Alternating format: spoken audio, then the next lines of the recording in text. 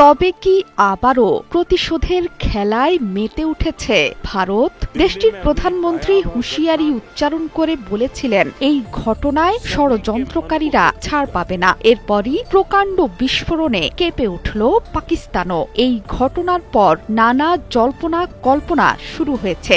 দিল্লির লালকেল্লার পর পাকিস্তানের রাজধানী ইসলামাবাদের G11 এলাকার জেলা ও দায়রা আদালত ভবনের সামনে ভয়াবহ এক হামলায় প্রাণ গেল অন্তত 12 জনের।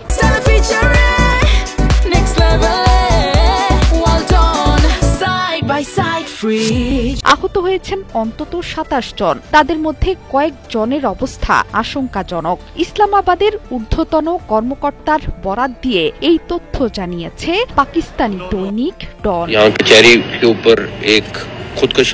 এই ঘটনাকে আত্মঘাতী বিস্ফোরণ বলে নিশ্চিত করেছেন পাকিস্তানের প্রেসিডেন্ট আসিফ আলী জারদারি। সামাজিক মাধ্যমে ছড়িয়ে পড়া ভিডিওতে দেখা গেছে একটি দগ্ধ গাড়ির ধ্বংসাবশেষ থেকে আগুন এবং ধোঁয়ার কুণ্ডলি উঠছে। তবে এই হামলা নিয়ে কঠিন ইঙ্গিত এলো দেশের প্রতিরক্ষা মন্ত্রী খাজা আসিফের কাছ থেকে। এটিকে দেশের জন্য একটি জেগে ওঠার বার্তা বলছেন প্রতিরক্ষা মন্ত্রী। তিনি সাফ জানিয়ে দিয়েছেন যে যারা মনে করেন পাকিস্তান সেনাবাহিনী আফগান পাক সীমান্তে কেবল এই যুদ্ধ লড়ছে, তাদের জন্য এই হামলা জাগ্রত হওয়ার বার্তা।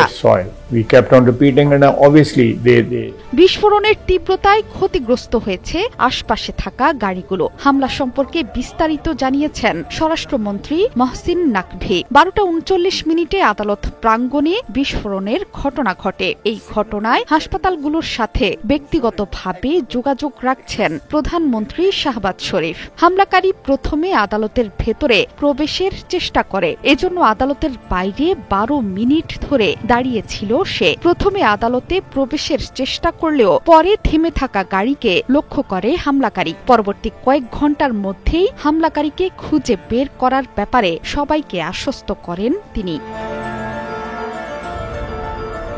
তবে পাকিস্তানের প্রধানমন্ত্রী এবং মন্ত্রীরা ভারতের দিকে নয়, আঙ্গুল তুলছে আফগানিস্তানের দিকে। ইসলামাবাদে হামলার পর শাহবাজ শরীফ বলেছেন, কাবুলকে বুঝতে হবে যে আফগানিস্তানের মাটিতে থাকা তেহরিকি তালিবান এবং অন্যান্য গোষ্ঠীগুলোকে নিয়ন্ত্রণ করেই কেবল শান্তি অর্জন সম্ভব। শান্তি, নিরাপত্তা এবং উন্নয়ন এর চেয়ে সময়োপযোগী এবং প্রাসঙ্গিক আর কিছুই হতে পারে না বলেও মন্তব্য করেন তিনি।